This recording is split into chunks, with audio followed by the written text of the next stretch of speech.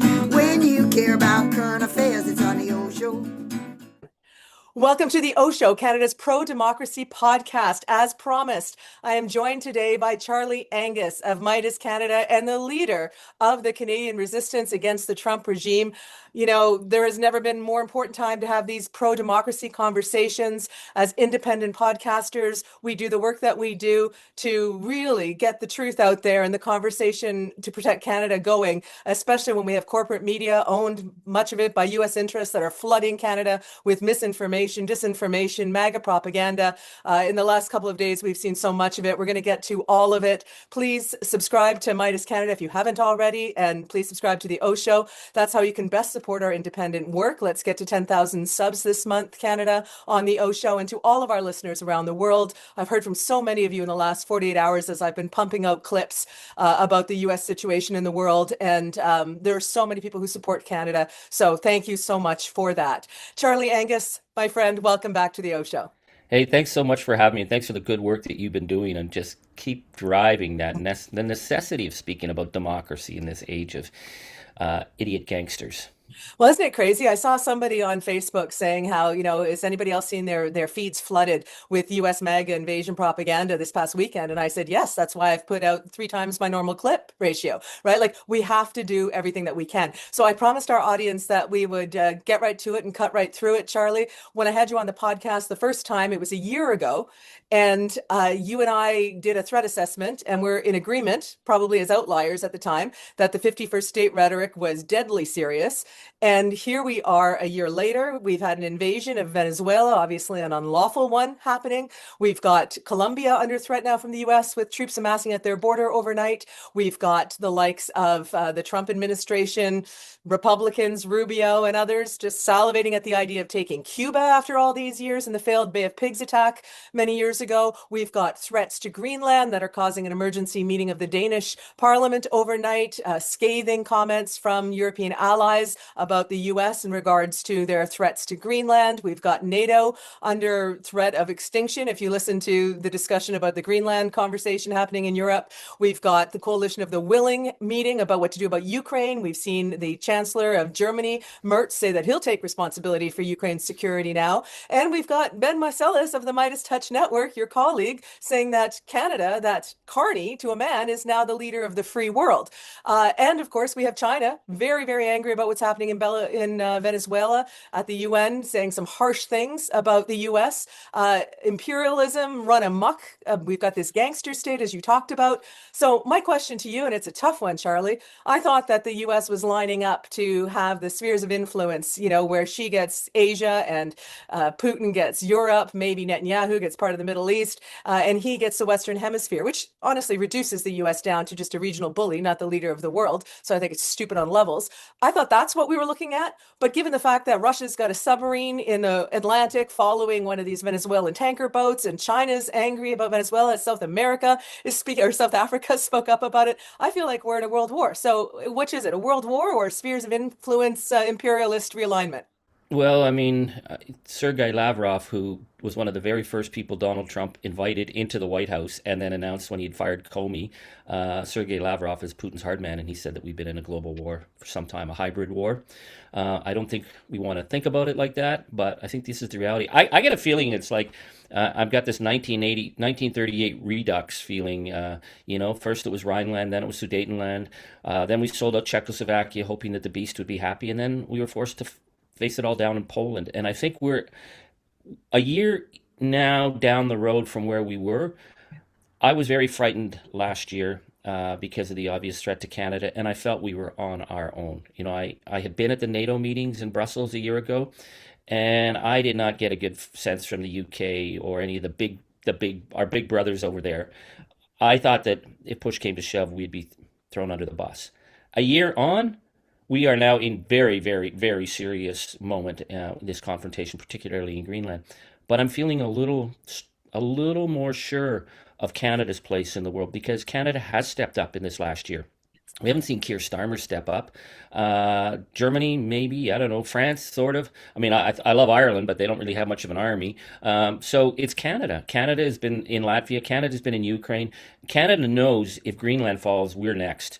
And the other scenario that's the most obvious scenario of all, and it's been set up for some time, is the Donbass, Alberta scenario, where we've got these absolute losers who are like the Alberta Republican Party, run by a former Marine, who've been bragging about a $500 million slush fund, who've been down in Washington. I mean, these are traitors. What's Trump to not suddenly say, we have to go free Alberta because the oil sands aren't being looked after enough? This is the scenario we're in. So right now, I think this is the moment. Either Europe stands up, either we push back, or all bets are off. And I don't know what to say other than Denmark's going to have to invoke Article 4. Yeah. Europe's going to have to say if they're going to stand up. My gut feeling is that Canada will be on the ground in Greenland because we have no choice, because Alberta will be the next calling target for Trump if he gets away with Greenland. Yeah, and I had Thomas Lukasik, the guy who set up that big position Forever Canada and Alberta, on the pod, and I'll have him back to talk about what it looks like from there. But it's not just the Alberta wacko separatists who are putting out this "come and take us, Big Daddy Trump. We want to be part of your dystopian golden age," whatever the hell they think's going to happen to them. I mean, that's not exactly how these dictator invaders do it. They don't pay you well for letting them take you over. It's not going to go well for them. But it's not just them. Pierre Poilievre couldn't help himself but run out of the gate and say, "Oh, Trump, way to go, America, whoa, woo, well done." And also, put in the democratically elected leaders, but down with socialism. Well, he looks like an utter fool, because not only is the world condemning what Trump did, it's a breach of international law, which of course we should be protecting as a democracy. But it also, he's kept the regime in place. He hasn't got rid of the regime. He hasn't done anything to take down socialism. And you've got other members of cabinet, Poilievre, all trying to double down and triple down on this. I mean, what is your take when the leader of the official opposition of our country looks as though he's in line with the tyrant who is threatening to take our very country from us? I mean, it's not just unserious to me, it's wildly dangerous. And it looks like he wants to be governor of the 51st. Well, I think what's really concerned me, and it was my last year in Parliament watching how the right, Pierre Poilievre, I mean, they totally paralyzed Parliament. They turned it totally toxic, completely ignored the need that we were facing an existential threat to our sovereignty, and we had to step up. It's one of the reasons that I sort of broke ranks, even in my own party, that we had to start putting our nation first. And, Poilievre, the guy he doesn't have a security clearance, or he can't get one. This guy's never had a real job. So I think what we're watching now is that the Conservative Party of Canada, the party of Joe Clark, the party of Stanfield, the party of Diefenbaker, is now this clown show run by a frat boy who will say anything, do anything, and has made them irrelevant. What's dangerous about this is that this is a moment where Canada needs to step up. And I think the situation in Alberta is concerning because, that Pledge for Canada is amazing what they did, the door knocking. I'm going to be out in Calgary and Edmonton. We see such great grassroots resistance happening. And yet Danielle Smith has played to the separatists again and again and again. This woman has undermined our nation, and you don't get to play games like this. Not when the other side is looking for any excuse. I've been calling her Donbass Danielle because that's what happened in Donbass, right? It doesn't matter that the group who are this tiny group, Jason Kenney says there's not more than like a couple of thousand of the max, are losers. Right. Putin didn't care that he was dealing with losers in Donbass. What he needed was an excuse. So this is a moment when the threat to our nation has never been greater, and we have to, all of us, look at the big picture. And it's like 1939 and where Canada was and what we need to do to be very clear. And I do want to say that the world is watching Canada right now. The world thinks that Canada is standing up. The world thinks that Canada is the leader of the free world at this time. So, Poilievre, grow up. Danielle Smith, shut up. Yeah. Our nation matters more than your toxic games, because those toxic games are the things that would undermine us in the end. And Canadians instinctively knew that if Poilievre, can you imagine if he'd won the election? We'd be part of the 51st state right now. I don't think there's a Canadian after seeing his comment that don't believe that that's the case. But let's talk about the Greenland issue, because, as much as I know that I would bet that they're going to try to take Cuba. I mean, I think Venezuela was a dress rehearsal. If you looked at Lindsey Graham on the plane with Trump, it was the most disgusting predatory behavior I've ever seen. They were licking their chops at the prospect of taking Cuba. So if I were in Cuba right now, I'd be deeply concerned. They're in the area. They're ready to go. Greenland, it looks like it'll take more of a ramp up. But here's the problem I'm dealing with. You got Rubio privately briefing Senate yesterday saying, "Oh, no, this Greenland stuff, we're going to buy it. It's just rhetoric to get us a good deal in the sale."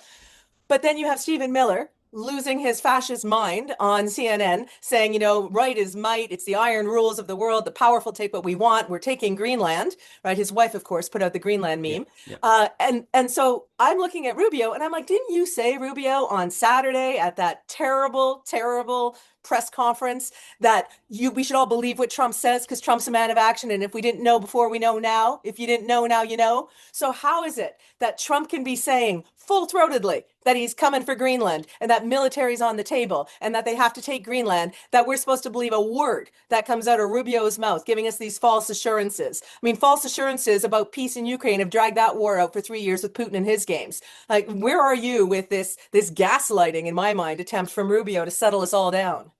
Well, I think the reality is that these guys are toxic clowns. Their word means nothing, and America's word means nothing, and that's what they need to start thinking of. Is what they've gone in Venezuela is go in and kidnap a president and his wife, and then what the regime stays in place. Then Trump says, we're not doing this for democracy. To hell with democracy. We don't like the Democratic opposition leader. Trump could have papered this over a little bit. The Western allies would have said, oh, well, it wasn't right, but, democracy's coming back. Trump says, to hell with democracy. We're coming for the oil. But then the thing is now we're learning, of course, that the oil industry is like, to hell with that, man. Prices are low. You think we're going to go in there? And so Trump's now saying, well, we'll have to reimburse. We'll have to reimburse, the American taxpayer will have to reimburse the oil giants for going in and stealing Venezuelan resources. All over Venezuela, the civilios, the paramilitary gangs are running the country. So this is a dog that barks really loud but isn't going to deliver, because what is Trump going to have to send in the army, boots on the ground? They didn't plan for this. So this is just chaos theory in action. Everything is the same in Venezuela. And again, you look at like 780,000 barrels a day that they can get out of Venezuela. What American company is going to go in there with wrecked infrastructure, with paramilitary gangs, with the drug lords, with the resistance it's going to grow, when they've already got access to 5 million barrels a day coming out of Canada? Peaceful, easygoing, straightforward. There's no reason for any of this other than chaos. So they've probably already forgotten about Venezuela. Venezuela is going to continue to be chaotic. The oil companies aren't going in. So now they're threatening Colombia. They're threatening Cuba. Good luck. I mean, they've been threatening Cuba for, 60 years? And they keep tacoing. Greenland, to me, is the fear, because they seem to be obsessed about it. And I don't think it's about the resources. I think this is about breaking NATO. Trump has hated NATO. Trump has hated the Western alliance. He's been a sock puppet for Putin. So by threatening Greenland, he's already breaking NATO apart. So it's put up or shut up time, guys. We either stand up, and it's frightening. But my sense is if we don't stand up now, this is like Sudetenland, 1938, and we know what happens next. And hence my comment off the top about, is this World War III, right? And there's also a comment, I think, in this, that who wins the world in the next 20 years is the one who gets the most precious minerals for AI technology. And so Canada, as a business owner, ran down to Mar-a-Lago and told Trump, we are 44 million sitting on all the resources he wants. Greenland also, Nordic access and protection, all that notwithstanding, is important, of course. We all need to be protecting the Nordic waters and the North Passageway, but that's something that NATO is built to do as an alliance, not individually. So Trump saying he wants Greenland has nothing to do with Northern security. It has everything to do, I think, with, as you said, breaking NATO, exploiting their resources, sure. But Charlie, when you say the leap from Greenland to Canada, one of the things that I keep hearing, and I listen to just about every thinker I can come up with on this, there are a whole bunch who say that this Greenland stuff is just rhetoric, right? It's just a troll against Europe. It's just bullying stuff. They're not going to try to invade a NATO country. I watch Stephen Miller, and I don't believe that that's true. I think I see straight hate in his eyes, and it's terrifying what he wants to do. But then people totally dismiss that it could happen to Canada. People who love Canada, who are smart, are like, oh, they'll never take Canada. I mean, no worries about it. But in my gut and in your gut a year ago, we didn't accept that spin that this was trolling. So where are you now? Like, what is when you say Greenland, then goes Canada, what would that even look like or be like? Or are you just talking about the Alberta piece being chopped off? Well, there's many pieces here. I think certainly the Arctic. We're learning that Canada is now setting up its own surveillance, its own drones, its own satellites, separate from NORAD, separate from NATO. This is going to be very provocative to the United States, because the United States has never respected the Northwest Passage as Canadian territory. We've agreed to disagree. We've tiptoed around it. But Canada is starting to draw lines. I think what really bothers me is the absolute failure of the intellectual class and the media.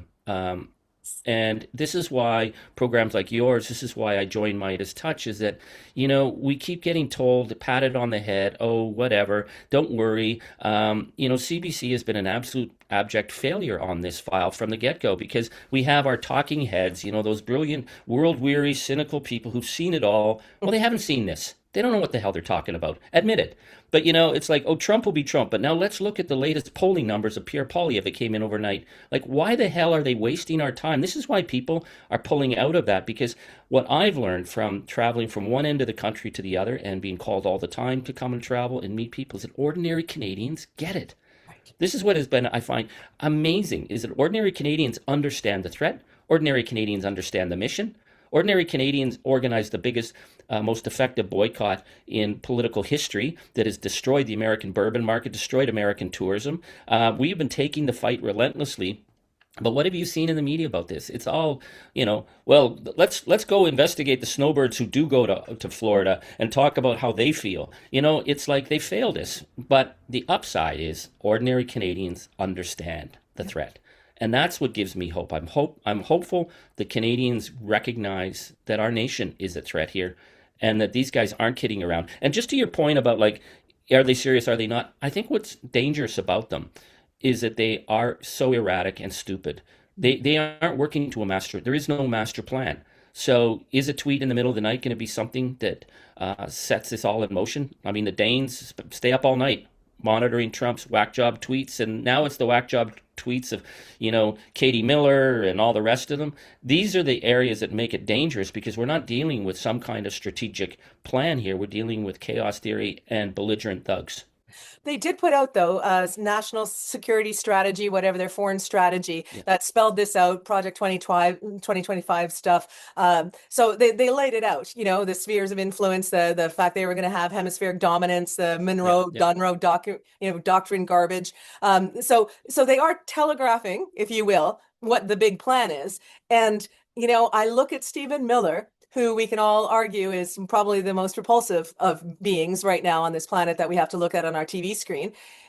And he is saying out loud the furthest extreme extent of that Monroe Doctrine, of that theory, that idea that they are a superpower, in his language, and they are going to act like one now, and nobody can stop the U.S. military Greenland. I mean, that rhetoric to me is not wacko in the night tweets coming from the addled brain of an old senile, predator. That is the hate language. He, at the Charlie Kirk Memorial, he basically did a Nazi speech verbatim. And so he's not hiding it, right? They're not hiding. It's beyond imperialism. It is, much closer to fascist takeover of the world that were coming out of their mouths. So how does the intellectual class in Canada, how does the media in Canada ignore all of the evidence in front of their face? I mean, I understand some of it is foreign owned by the US, and therefore they are gaslighting us into a false sense of security. And, oh, you better behave and be nice to the Americans, Canada. Don't get them madder at us, right? And I'm watching the rest of it and Meidas Touch every day and going, holy shit, there is a crazy fascist who's got the ear of a crazy president who feels as though he's failing so bad domestically. Only 1% of the Epstein files have even come out. He's going to do anything he can to look strong and to distract from his domestic problems and to try to take over the midterms and take over the world. How are we not screaming this from the bloody rooftops? CBC, come on. Like, Poilievre is irrelevant. I don't care about his polling numbers. To your point, Charlie, I care about how is our military ramping up? How are we spending money on drone technology like Ukraine has? How are we looking at protecting our north? How are we looking like the leader of the free world, and our own domestic media doesn't even have the ability to have that conversation? Like, I feel, Charlie, like we're being gaslit. And I'm wondering what the motive is. Is it ignorance? Is it fear? Is it obsequiousness? What is it? Well, I think there's a couple of things here. I've been reading so much about fascism in the 1930s. I'm just like, it's like that's all because the times are so similar. And, one of the really important things they found in the rise of fascism was the failure of the intellectual class, the failure of the media, the failure of the political class to take it seriously because it seemed so ridiculous. I think that Adorno had said that, one of the reasons for the success of fascism was the stupidity of clever people. And I think that that's playing out now, and it's certainly played out in the United States. Donald Trump is a criminal. Donald Trump is a sexual predator. Donald Trump exists because of dirty Russian money that was laundered through his operations by the Russian mob since like the 1980s. The paper trail is there, the evidence is there, and yet you see time and time again that the FBI didn't bother looking. New York Times. Well, let's talk about Hillary's emails. And this is because then the media can understand little things. And this is the Hitler line. Hitler said is the big lie that politicians get caught out with little lies, and people run after little lies. But when you go with the big lie, they don't believe it. Oh, it's too big. It's too crazy. But then when you do it, then they say, well, he said that's what he was going to do. And we see the American media had failed again and again. If they'd called out Trump on his criminality, on taking bribes, on the dirty money, we wouldn't be in this situation now. And so now we're in this larger threat to us.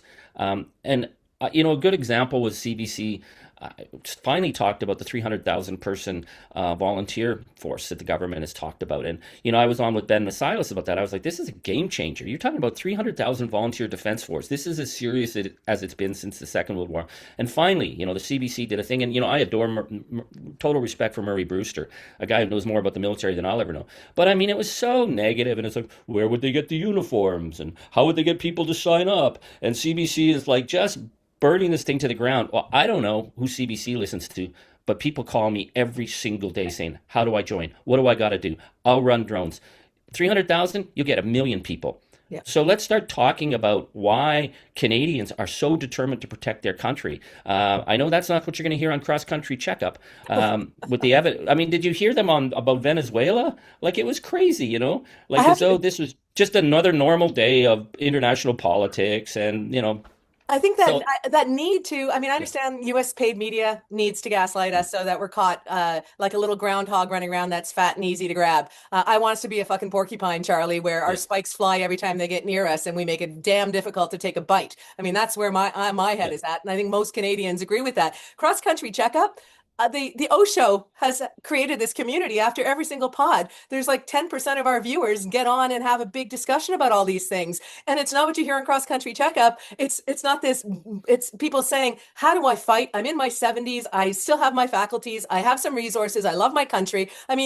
We're hearing from people in their 70s and 80s on the OShow and younger people saying, where do I go? What do I do? Yeah. This is my future at stake. This is my country, and so there's this disconnect between the public on the ground conversation and what the media is trying to feed us out of fear, I think, out of just a lack of ignorance, or maybe they turn off, go down their rabbit hole in their phone to an algorithm that makes their brain feel happy and leave the rest of us to stay up half the night trying to process this shit. But you know what? They're losing market. They're losing the conversation because it's not truthful to the moment. It's not accurate to the moment. And so I want to ask you this, Charlie, as we wrap up, because I think this is critical. You talked about there'd be 1 million who would sign up. If there was some sort of citizen registry where you could put your talents towards whatever, I would join in the Air Wars, right? Like whatever we can do as a nation, I think you would get those kind of numbers. So I want to hear from you in a minute, what are the big steps we need to take as a nation beyond what the government is doing? But I was doing a live event. Someone came up to me afterwards, told me this horrendous story about the Gestapo ice raids and how they had connections to it. And I said, why didn't you bring that up during the live when there was a camera roving and open mic? And they said, because I'm terrified. He goes, how can you go on this television, Laura, and not be terrified of what Donald Trump's going to do to you? And so, Charlie, I put that to you. I've made my peace with it. I think I'm not any safer by being quiet. I think that, I'll avoid the U.S. for the rest of my life if that's what it takes to fight for my country. But that's easier said than done. But you go on the Meidas Touch, on the biggest podcast in the world for news, I think at this point, it's certainly in the US, they're the dominant newscast. The Trump regime is coming after the Meidas brothers for it. You go on there regularly and look right to camera and say, Donald Trump, you're a gangster and a loser and a sexual, how do you do it? Because I think if people understand how you as the leader of the Canadian resistance, undisputed leader, forget whatever book you read or what you heard on CBC, Charlie's the one doing it. How do you do it? And what can you do to inspire other Canadians to speak up in their own neighborhoods, at their own town halls, on their own social media sites? I say to Canadians, when I come to Meidas Canada town halls, I wish I had something more to give you. But what I can give you is keep doing what you're doing. That if everyone does their part, we are invincible. This is the power of the boycott. This is the power of citizen resistance. Everyone does their part. Canadians cannot be beat. I feel that my role is to speak And I didn't expect to be the voice. I thought there were a lot smarter people out there who'd be doing this, but didn't. So this is what I do. I got over the right wing death threats ages ago. Whatever. Stop being a baby. That's what they are. They're babies. They think they can phone and threaten you. And no, this is about our country. This is about our future. My feeling, I would wish the Prime Minister would talk more to the Canadian people. I think he needs to understand he's not a CEO. I understand, and I haven't taken him on some things that I've questioned because I think he's trying to work around the beast and build these alliances. But you need to speak to the Canadian people. Trust the Canadian people. The Canadian people are rock solid.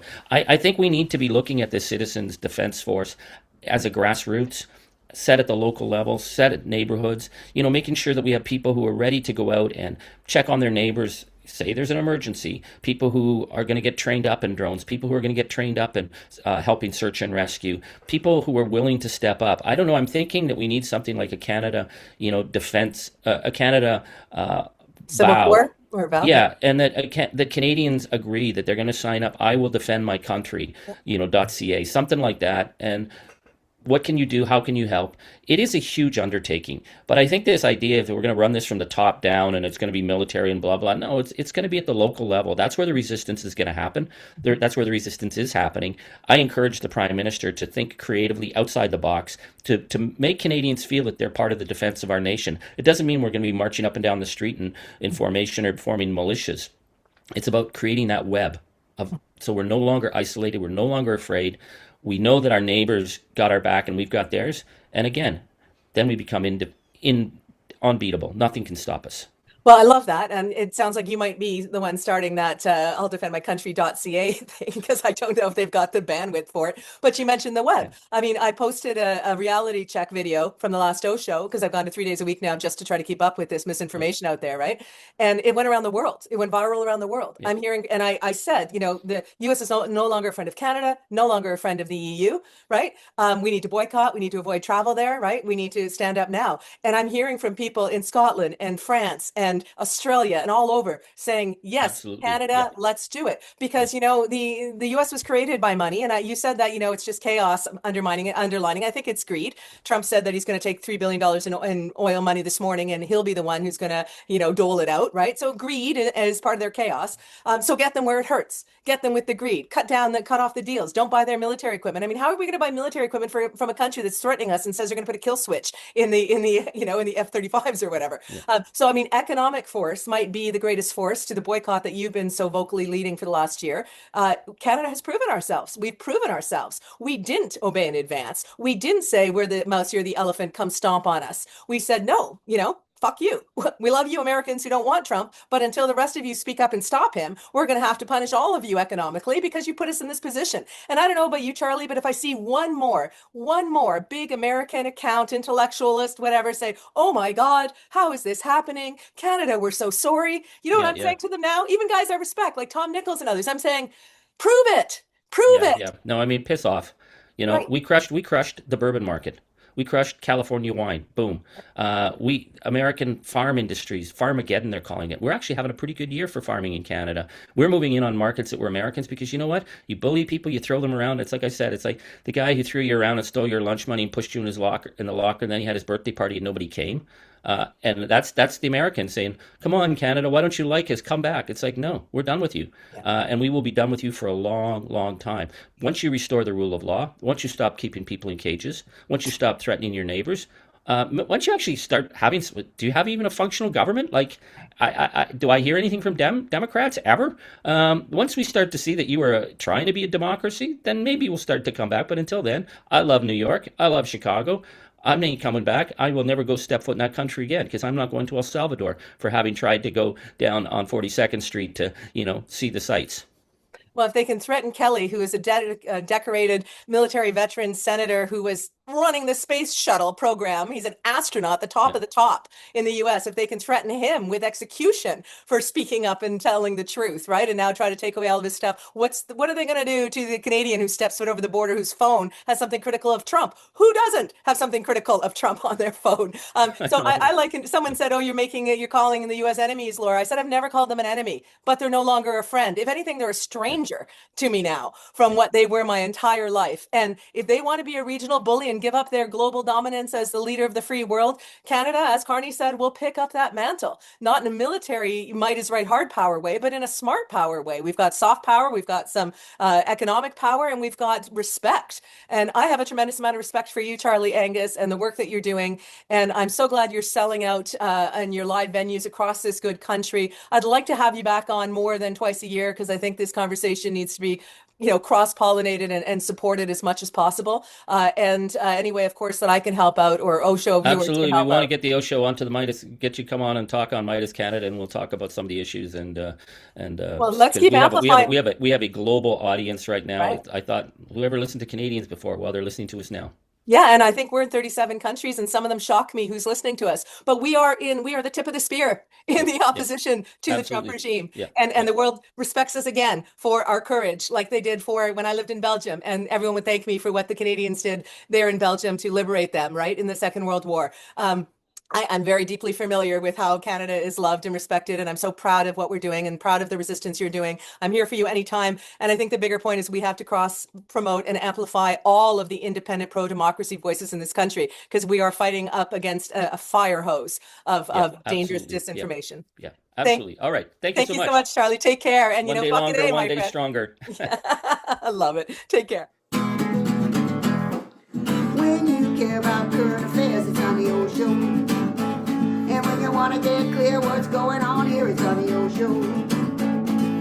If you like to stay in the know, tune yourself into the OShow. It's the old show.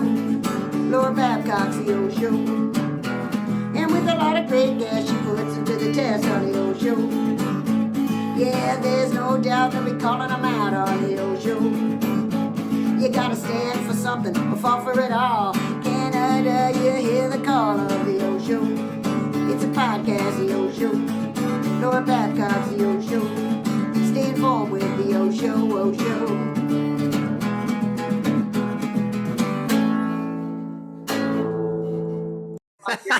Your merch bid.